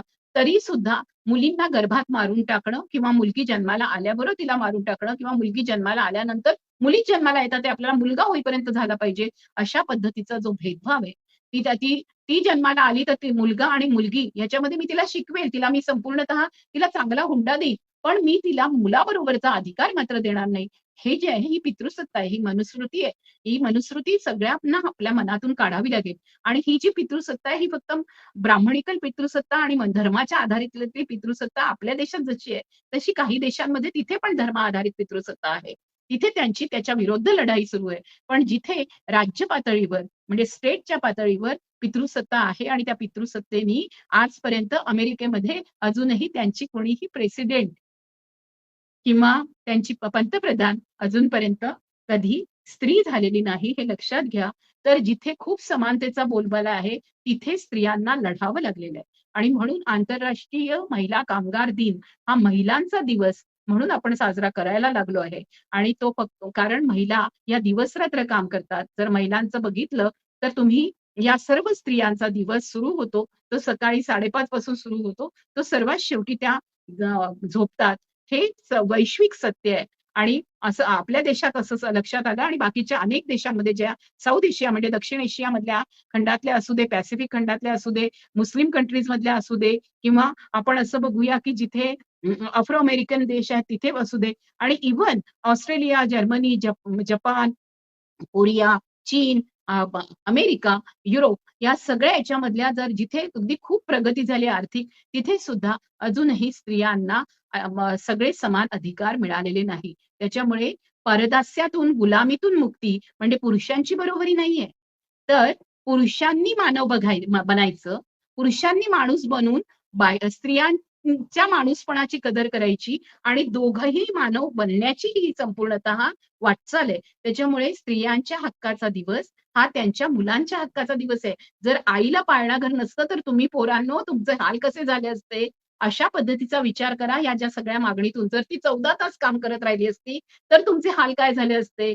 जर तिला रोजी-रोटी मिळालीच नसती, तर तुमचे हाल काय झाले असते? आज ती शिकलीच नसती, तर तुम्हाला कोणी शिकवलं असतं? या सगळ्या गोष्टींच्या लक्षात घेतल्यावर तुमच्या लक्षात येईल, की स्त्रियांचं स्वातंत्र्य असेल, तरच तुमचं स्वातंत्र्य, तरच तुमचं शिक्षण, तरच तुमचं संपूर्ण विकास हा स्त्रियांना स्वातंत्र्य असेल तरच होणार आहे. त्याच्यामुळे स्त्री मुक्तीची भाषा करणारा हा आंतरराष्ट्रीय स्त्री दिवस हा पाश्चात्य देशातून आलेली स्त्री मुक्तीची लाट आहे असं न बघता आणि त्याच्यावर हिणकसपणे न हसता रोज आई बहिणींच्या शिव्या देत स्वतःकडे कुठलंही आत्मपरीक्षण न करणारे या देशामधले अतिशय ज्यांना पूर्णपणे तुरुंगात ठेवावं लागेल अशा बलात्कारी मानसिकतेचे विकृत पण पुरुष जे बाहेर फिरतात आहे, त्या सर्वांनी लक्षात घ्यावं, की आज जर स्त्रियांना समान अधिकार सगळ्या स्त्रियांना मिळाले, तरी सुद्धा स्त्रिया ह्या युद्धाच्या बाजूने कधी राहणार नाही. त्या नेहमी शांततेच्या बाजूने राहतील. कारण त्यांना माहितीये, की याच्यामध्ये जसं तुम्ही विचार करता, की ती आई आहे, ती बहीण आहे, त्या मात्र विचार करतात, याच्यामध्ये माझा भाऊ मारला जाईल. ह्याच्यात माझा बाप मारला जाईल, याच्यात माझा नवरा मारला जाईल, याच्यात माझा मुलगा मारला जाईल, याच्यात माझा जावई मारला जाईल. म्हणजे माझ्या सगळ्या नात्यांमध्ये ही पोरं आहेत, ही माझ्या गर्भातून निघालेली पोरं आहेत, त्या दुसऱ्या स्त्रीच्या गर्भातून निघालेली पोरं आहेत, यांना मारण्यासाठी मला पुढे यायला लावू नका. आणि हे जे आजकाल पूर्णपणे स्त्रियांचे दल करून स्त्रियांना मारण्यासाठीचा जो एक संपूर्णतः समूह हे ठेवलेलं आहे आणि स्त्रियांना पण सशस्त्र दल करण्याची तयारी केलेली आहे यांनी आणि त्यांना जंबिया, त्यांना बंदुका अशा शिकवून त्यांना स्वतःच्या संरक्षणासाठी लढायला नाही, तर दुसऱ्यांवर युद्ध, गोळीबार करण्यासाठी, बंदुका चालवण्यासाठी तयार केलं जातंय. तिथे आपण ह्या आंतरराष्ट्रीय महिला कामगार दिनाच्या दिवशी ज्या आपल्यासाठी लढल्या आहेत, मग त्यांची सर्वांची मी नावं घेतलेली आहे आता. तर ह्या सगळ्या स्त्रिया म्हणजे क्लारा झेटकिन पासून, या पँखर्स भगिनींपासून, सोजर्नर ट्रूथ पासून, एलिस वॉकर पासून, बेटी फ्रीडमन पासून ते अगदी म्हणजे जेवढ्यांची मी सगळ्यांची नावं घेते, सुझान ब्राउन मिलर पासून असेल, गर्डा लर्नर पासून असेल, नॅन्सी फ्रेझर पर्यंत असेल किंवा डोरोथी स्मिथ पर्यंत असेल, ह्या ज्या वेगवेगळ्या पातळीवर वेगवेगळ्या पद्धतीने डोना हारावे असेल, या सगळ्यांनी वेगवेगळ्या पातळीवर आपले आवाज उठवलेले आहे. फातिमा मेन्सिसी असेल, लाला रुख असेल किंवा फरीदा शेर असेल, या माझ्या पाकिस्तानमधल्या मैत्रिणी आहेत या होत्या म्हणजे त्याच्यातली एक जण आताच गेली किंवा आसमा खान असेल, आपल्या देशातल्या असतील, तस्लिमा नसरीन असेल, आपल्या देशातली अरुंधती रॉय असेल, आपल्या देशात आलेली आणि राहिलेली इथली गेल ऑम्बेट असेल, या सर्व स्त्रियांना आठवून बघा. आपल्या देशात येऊन बाबासाहेबांवर अभ्यास करणाऱ्या एलिनॉर झिलियट असतील किंवा आपल्या देशात येऊन फुल्यांवर अभ्यास करणाऱ्या रोझालिंड ओ हँडन असेल, या सगळ्या जणी स्त्रीवादी चळवळीशी जोडलेल्या आहेत. आपल्या देशात येणाऱ्या पर्यावरणवादी ज्या आहेत त्याच्यामध्ये अनेकींची नावं आहेत. जसं वंदना शिवा तिकडे सगळ्यांना माहिती आहे किंवा शेतीचा अभ्यास करणाऱ्या बीना अग्रवाल तिकडे माहिती आहे, तसं तिकडून येणाऱ्या ज्या आहेत त्याही आपल्याला अनेक जणी माहिती आहेत. मी स्वतः अशा पद्धतीने ज्या मच्छीमार स्त्रिया लढतात आहेत कराचीमध्ये, जेव्हा वर्ल्ड फिश वर्कर्स कॉन्फरन्स होती त्याला मी गेले होते किंवा मी फिलिपाईन्सला गेले होते, तेव्हा मी असंख्य अशा सगळ्या आंतरराष्ट्रीय पातळीवरील सगळ्या आरोग्यासाठी काम करणाऱ्या डॉक्टर स्त्रियांना भेटले होते. त्या डॉक्टर स्त्रियांमध्ये आपल्याकडे रिप्रोडक्टिव्ह टेक्नॉलॉजीवर म्हणजे पूर्णपणे संपूर्णतः पुनरुत्पादनाच्या स्त्रियांच्या अधिकारासंदर्भात काम करणाऱ्या मग डॉक्टर राणी बंग असतील किंवा स्वातिजा असतील किंवा चैनिका असतील किंवा डॉक्टर कामाक्षी भाटे असतील किंवा फातिमा बर्नाड असतील, रुथ मनोरमा असतील, की ज्यांनी दलित हा शब्द तिथे पूर्णपणे आंतरराष्ट्रीय पातळीवर नेण्यासाठी जद्दोजहद केली आणि आपल्याकडून डर्बनला ज्या विमल थोरात असतील, या सगळ्या जणी, छाया खोबराकडे ही पूर्ण टीम तिथे गेली होती रुथ मनोरमांच्या सोबत. आणि युनोमध्ये दलित हा शब्द घातला जावा, पूर्णपणे कास्ट मॅटर्स या शब्दाला त्यांनी जे महत्व आणि वजन दिलं, त्याच्यामध्ये लढणाऱ्या या सगळ्या स्त्रिया असतील. आज आंतरराष्ट्रीय पातळीवर इतका मोठा आपला पट आहे की मी तो तुम्हाला एका तासात सांगू शकत नाही. आज मी राहुलला म्हटलं होतं की माझा फोन चार्ज नाहीये, त्याच्यामुळे मला कदाचित मी कमी बोलेन, पण हा इतिहास इतका मोठा आहे, एकेका शृंखलेमध्ये आपण तो पुढे ठेवत जाऊ. पण आपण आज या आंतरराष्ट्रीय महिला दिनाच्या निमित्ताने आपण सर्वच जणी कामगार आहोत. मग ग्रामीण पातळीवर भारतातल्या स्त्रिया या जवळपास 45 कामं रोज करत असतात आणि त्याचं त्यांना वेतन मिळत नाही. त्यांचे 8 तास बाहेरचे धरून. शहरी पातळीवरच्या स्त्रिया या 35 ते 37 कामं करत असतात, त्यांचे रोजचे 8 तासाचे बाहेरचे दिवस सोडून. अशा पद्धतीने आपल्याला संपूर्ण जगामध्ये स्त्रिया काम करताना दिसतात. एक खूप महत्वाचं वाक्य रोज फिरतंय, ते व्हॉट्सअपमध्येही फिरतंय, ते फेसबुकवरही फिरतंय.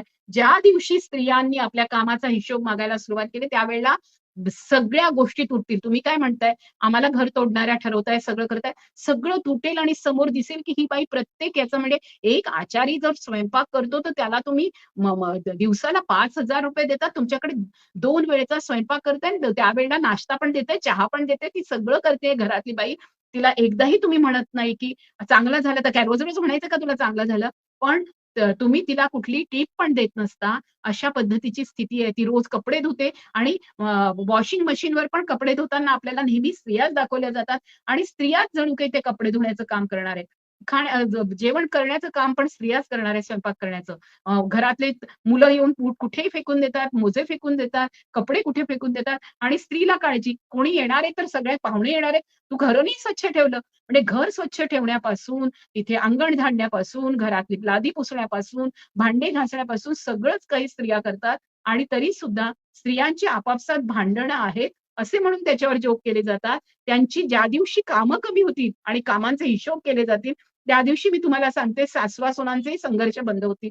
नंदा भावजायांचे संघर्ष बंद होतील.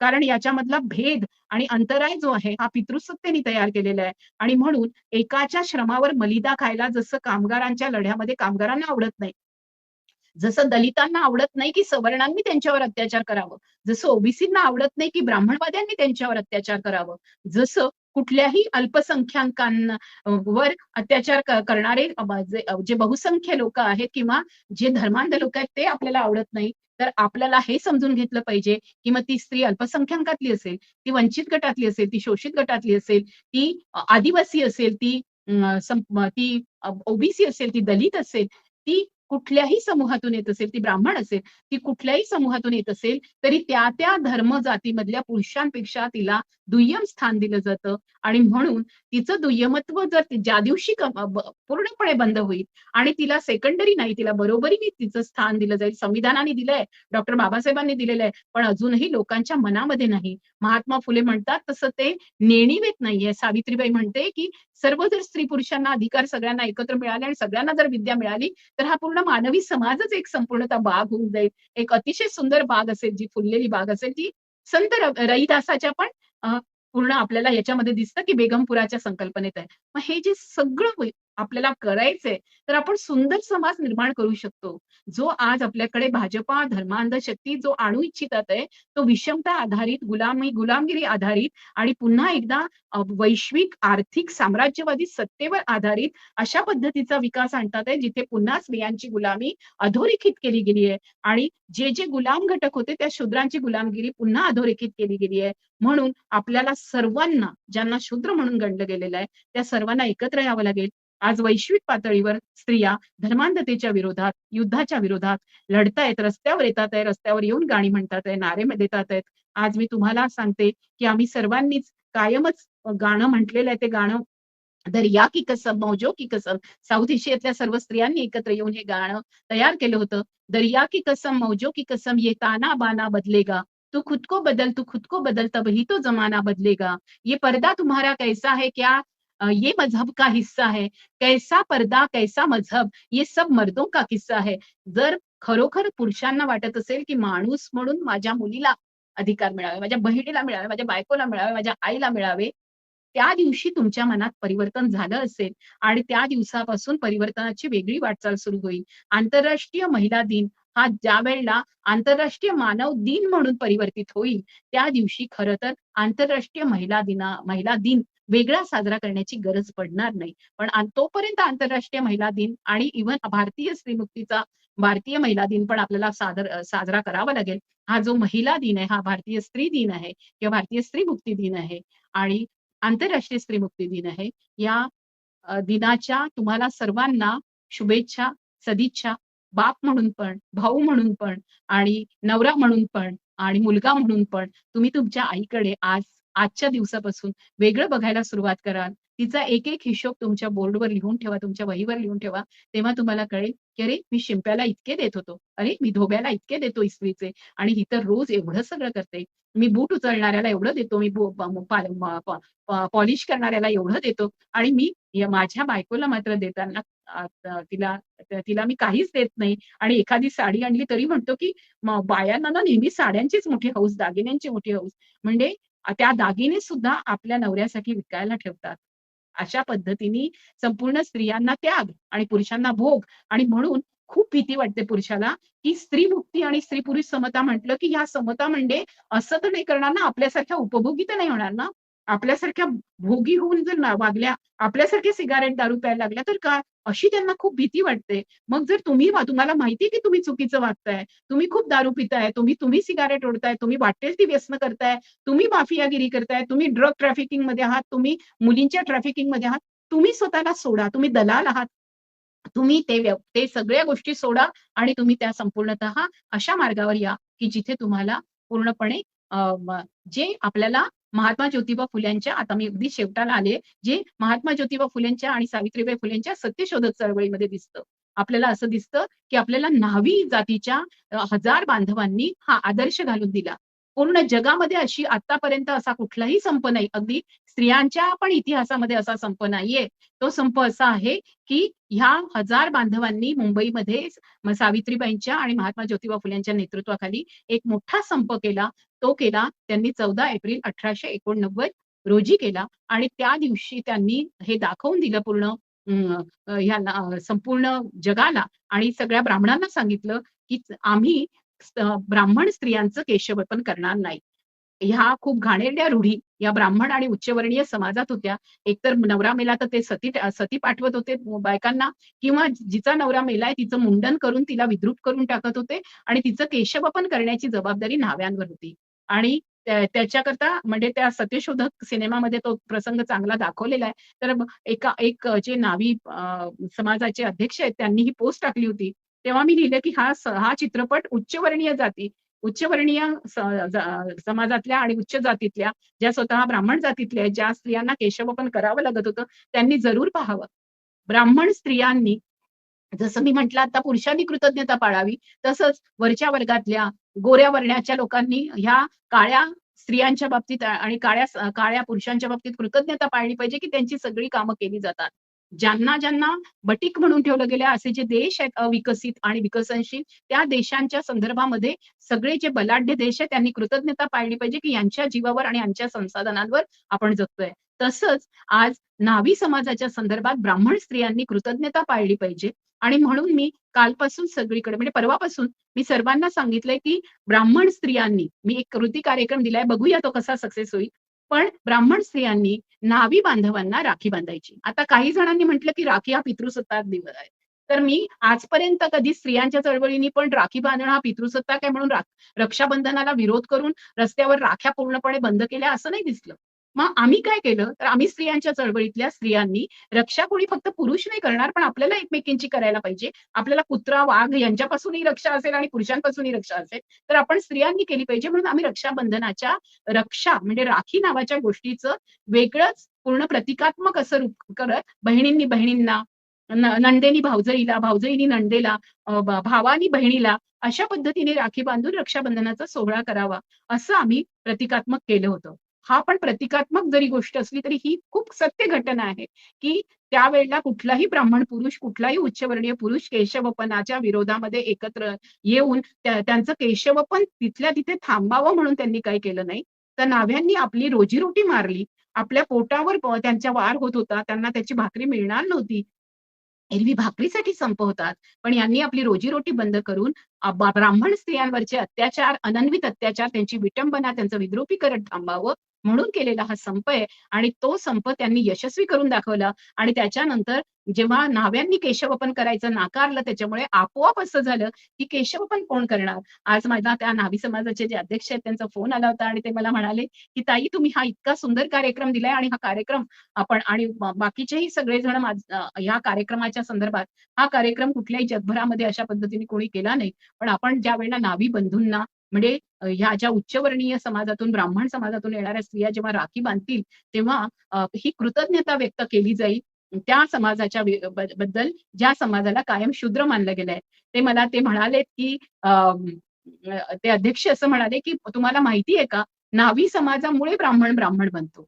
कारण म्हणे त्या ब्राह्मणाचं जोपर्यंत मुंडन होत नाही आणि त्या ब्राह्मणाला ती शेंडी ठेवत नाही आणि त्याचं जे व्रतबंध जो केला जातो, त्याचं जे मुंज केली जाते, ती मुंज करण्यासाठी पहिल्यांदा न्हावीच लागत असतो. पण ह्या न्हाव्याला घरात प्रवेश नाही. त्याला ओसरीवर आहे. त्याला ते सगळं घेऊन जावं लागतं आणि आपल्या घरामध्ये ओसरीवरून घरात येऊन पूजा मांडणाऱ्या म्हणजे ज्याला काहीच कामं करावी लागत नाही, अशांना आपण दक्षिणा देतो. पण या न्हाव्याला अक्षरशः म्हणजे हातामध्ये नीट मजुरी सुद्धा दिली जात नाही. पण ते केल्याच्या संदर्भामध्ये त्यांनी जर समजा त्याच्याकडून चुकीने काही थोडासाही कट झाला, तर त्याला नावं ठेवली जातात किंवा त्याच्यावर त्याला शिव्या दिल्या जातात आणि त्याला सन्मान दिला जात नाही. म्हणजे खरं तर न्हावी जातीला सन्मान जास्त मिळायला पाहिजे, कारण न्हावी जातीच्या मुळे यांची व्रतबंध किंवा मुंज होते. नाहीतर यांचे झाले नसते. त्याच्यामुळे नाभी जातीने जर संप केला तर आता त्यांना ब्राह्मण पण नाही होता येणार.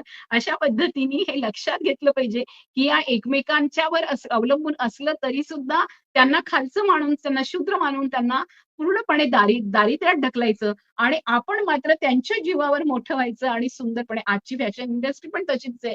आपल्याला सुंदर करायला ते म्हणजे जे कोणी करायला येतात त्यांना पैसे मिळतील तर ते कामगार आहेत. पण त्यांचे जे मालक आहेत, त्यांच्या ज्या कंपन्या आहेत, ते जे होल्ड करतात, त्यांचे जे मोठे-मोठे सगळे इमारती आहेत, पार्लर्स आहेत, ग्लास हाऊसेस आहेत, या सगळ्याकडे तो पैसा जातो. याच्यावर कधीतरी मी बोलेल, पण हे शोषणाचं एक मोठं सत्र आहे. पण मी तुम्हाला जाता-जाता हा जो कार्यक्रम दिला, हा कार्यक्रम हा त्या काळामध्ये 1889 मध्ये घडला होता. ज्या 1889 मध्ये स्त्रियांनी आपल्या मतदानाच्या अधिकारासाठी तर काम केलं, पण 1889 ते 1909 ह्या काळामध्ये सर्वात जास्त आंतरराष्ट्रीय स्त्री कामगारांच्या सर्वात जास्त संघर्षाला एक मोठी धार आली होती आणि त्याच्यानंतर 1910 मध्ये आंतरराष्ट्रीय महिला कामगार दिन म्हणून घोषित केला गेला. तो संयुक्त राष्ट्र सगळे जे एकत्र आले त्या एका संपूर्ण समाजवादी कन्व्हेन्शनमध्ये सोशलिस्ट कन्व्हेन्शनमध्ये डिक्लेअर केला गेला. तर आज तुम्हाला हा सगळा इतिहास आणि त्याच्या सोबतीने भारताचा समांतर इतिहास हा सांगत मी जे सांगितलंय त्याचा नक्कीच तुमच्या सगळ्या गोष्टींसाठी उपयोग होईल आणि तुम्ही स्त्रीला मानव म्हणून बघायला लागाल. राहुल, आज मी जास्त वेळ घेतला, पण मला ही संधी दिली आणि बहुजन संघटकनी आणि राहुलनी म्हणून मी खास आभार मानते आणि पुन्हा एकदा आंतरराष्ट्रीय महिला दिनाच्या शुभेच्छा देते. जिंदाबाद, जय भीम, जय ज्योती, जय सावित्री, जय फातिमा, जय तारा, जय शाहू, उलगुलान गुल जोहर, जय संविधान आणि सबरंगी सलाम.